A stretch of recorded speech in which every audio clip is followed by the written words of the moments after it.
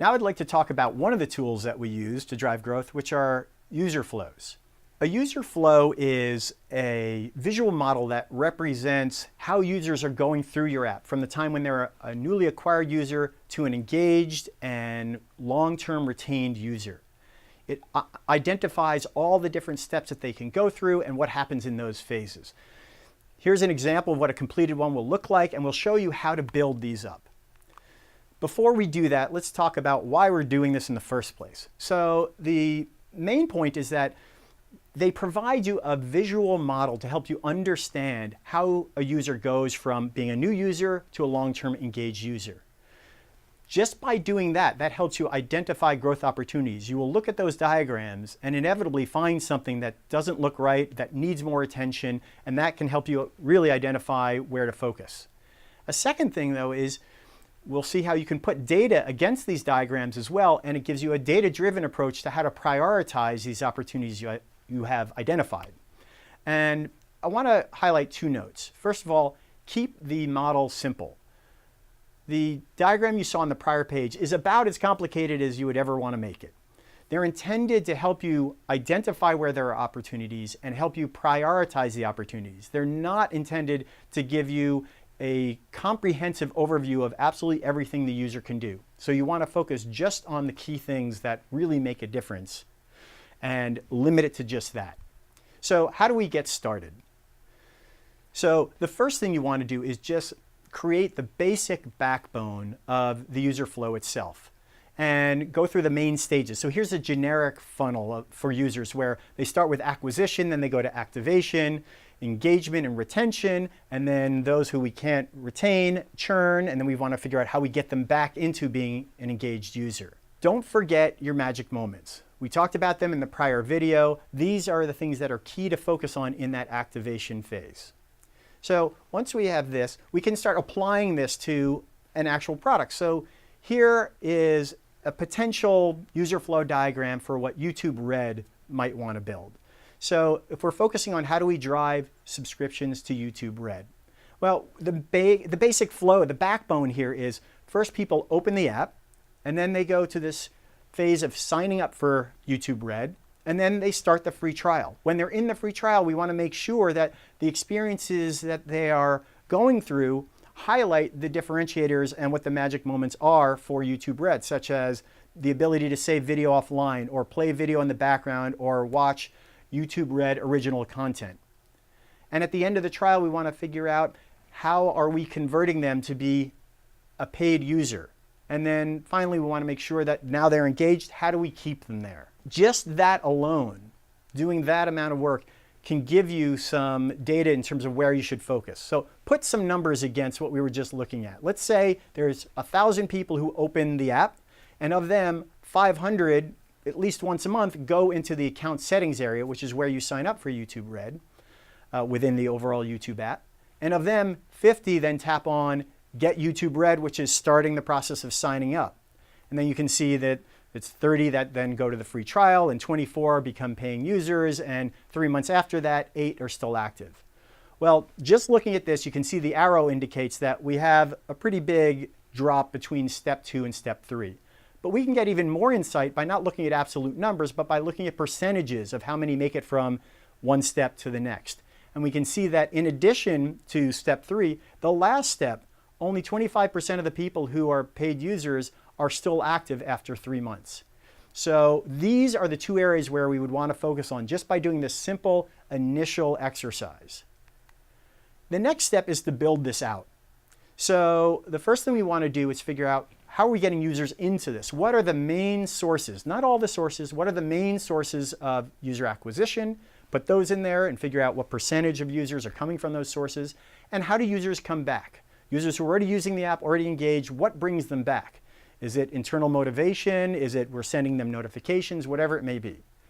So there are two specific things in terms of acquisition and engagement and retention that I want to focus on. And these are acquisition loops and retention loops. So an acquisition loop is something where an existing user brings on other users. And virality is a classic example of that, and we'll talk about that in a second. Retention loops are something where the action of an existing user either increases the likelihood that that user is going to come back again, or increases the likelihood that some other user will come back again.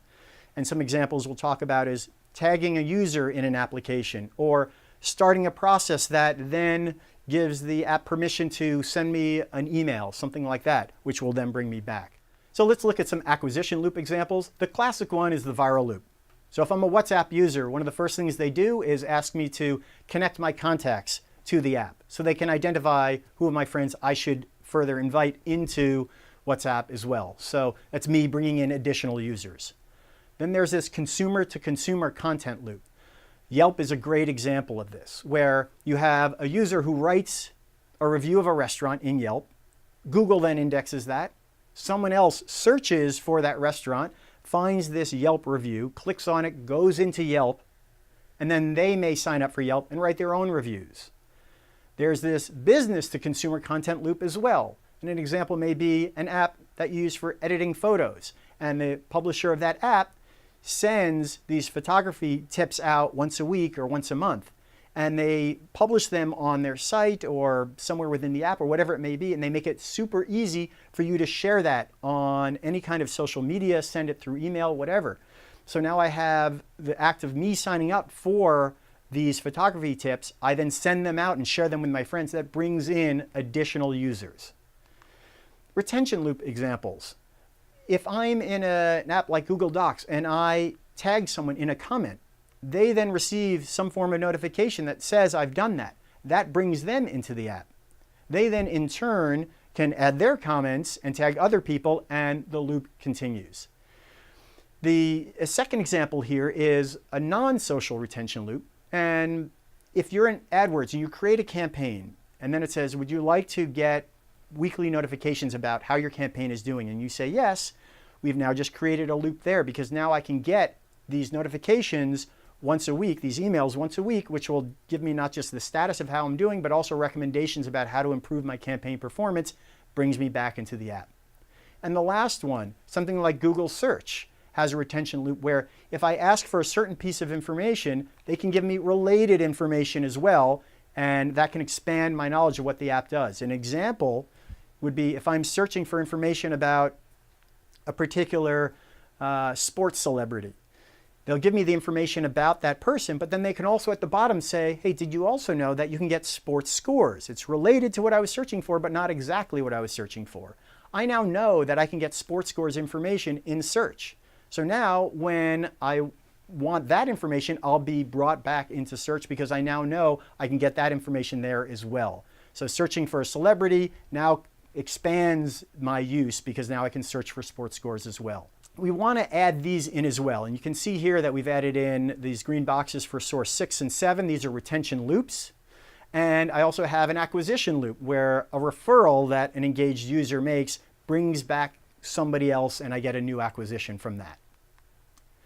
So here's when we put it all together what it would look like. And this is an example from Waze. I'll just highlight the different sections that are in different colors. On the left, we've got the blue boxes, which are acquisitions. Where are the users coming from? And you can see that I've got loops coming from the other side of the diagram. Those are my acquisition loops.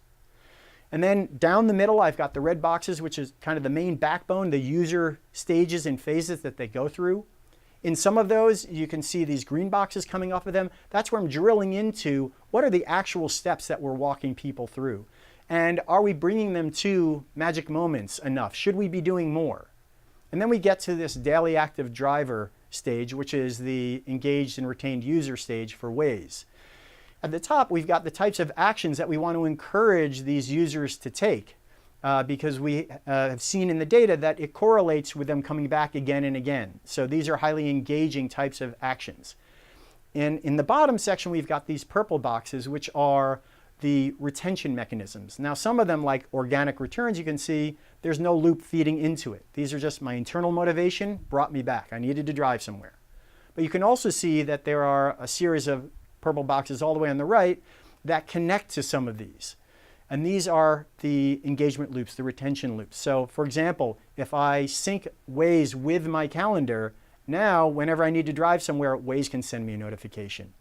Once I've built this out, I can put values on as many of these arrows as I can, and that can help me identify other areas where this process is broken and where I can really improve it. And in addition, I can assess, do I have enough loops? Do I have enough ways for people to get back into the app? Am I asking people to do too much in any one of those phases by looking at the length of these drill downs? These are the types of things I want to look at. So this wraps up what I want to talk about for these user flows. And in the next video, we'll talk about the last tool I want to cover, which are growth models.